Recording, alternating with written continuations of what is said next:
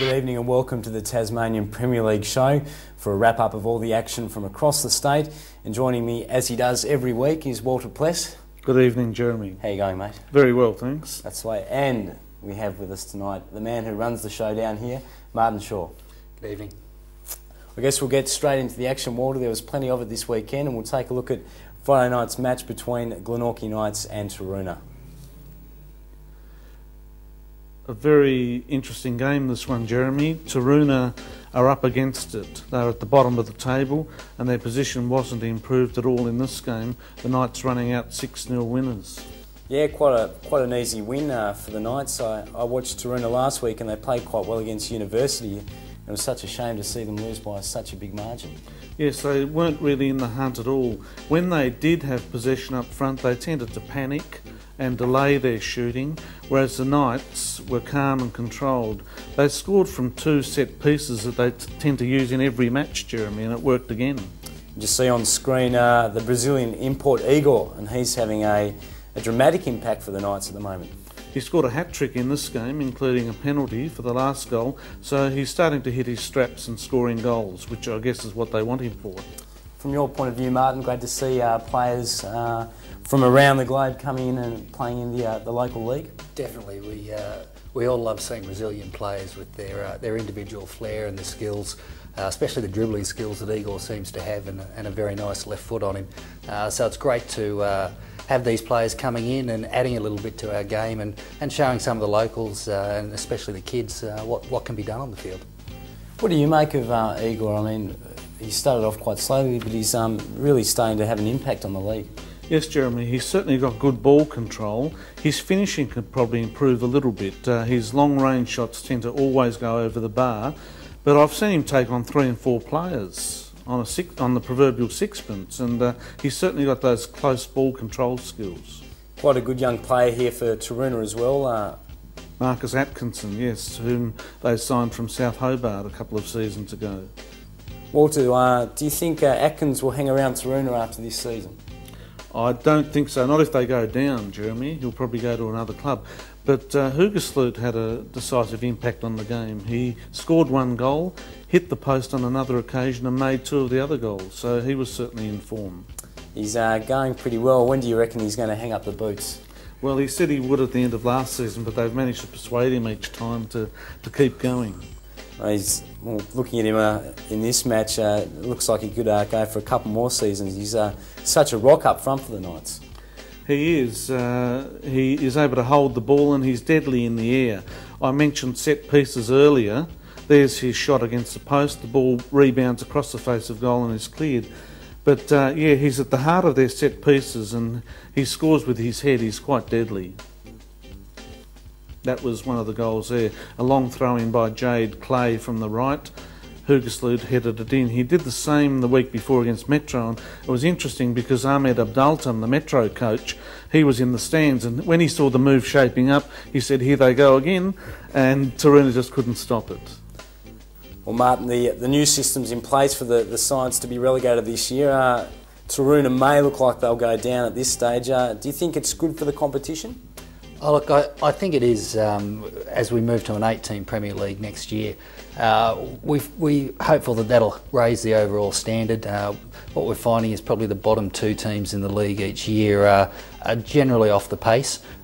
So if we can change that to an 8-team league, we figure that'll make the league much more competitive. So Taroona is one of those clubs that'll be scrapping out for a place beyond relegation. And I guess at the start of the season, Glenorchy looked like they may have slipped down, but after a shaky start, they're back on track. Yes, in 4th place now. Hobart Zebras won on Sunday, which knocked the Knights down to 4th place. They were 3rd before Sunday. Well, the next game that we'll take a look at is the clash of the Launceston clubs, Walter. Yes, a great Launceston derby, Jeremy. Launceston City, formerly one of the powerhouses of Northern soccer, having a very lean season, but they managed to score their first win in this game. They had about 4 regulars out injured, but the interesting thing was that they had some retirees coming back. Justin Dyer and Roger Mees came back to strengthen the side. They also had Alex Brownlee coming back from injury. We see the opening goal there, a bit of a scramble in the box. Yes, and Luke Kolodjashny scored it, so that put them 1-0 ahead.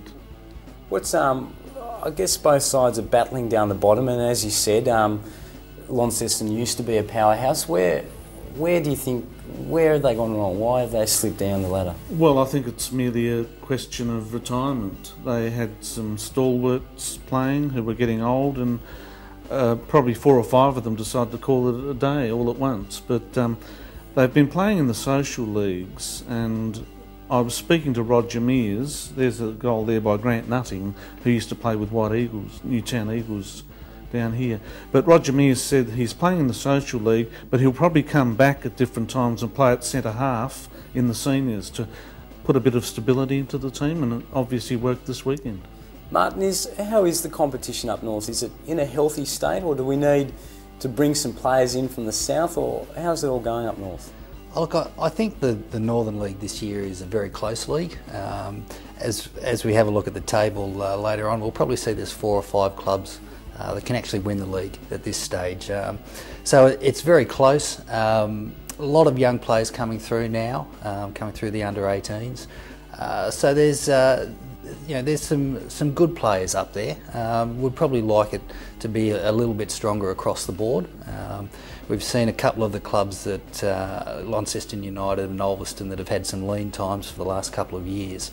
But they've got a lot of young players coming through, and hopefully it's just a matter of time before they get the benefit and they're back up challenging towards the top of the league.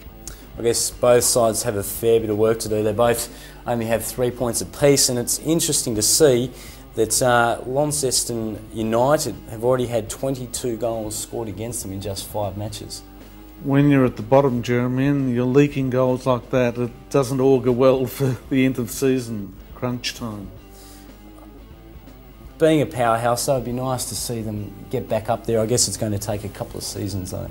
I'm certain it will. The veterans who are sort of playing the odd game, they can only go on for so long, and I think Peter Saviler's a very good coach. He's got experience as a player with Leeds United, and he'll get them into shape. It may just take a little bit of time. Yeah, very happy with the win, the first win of the season.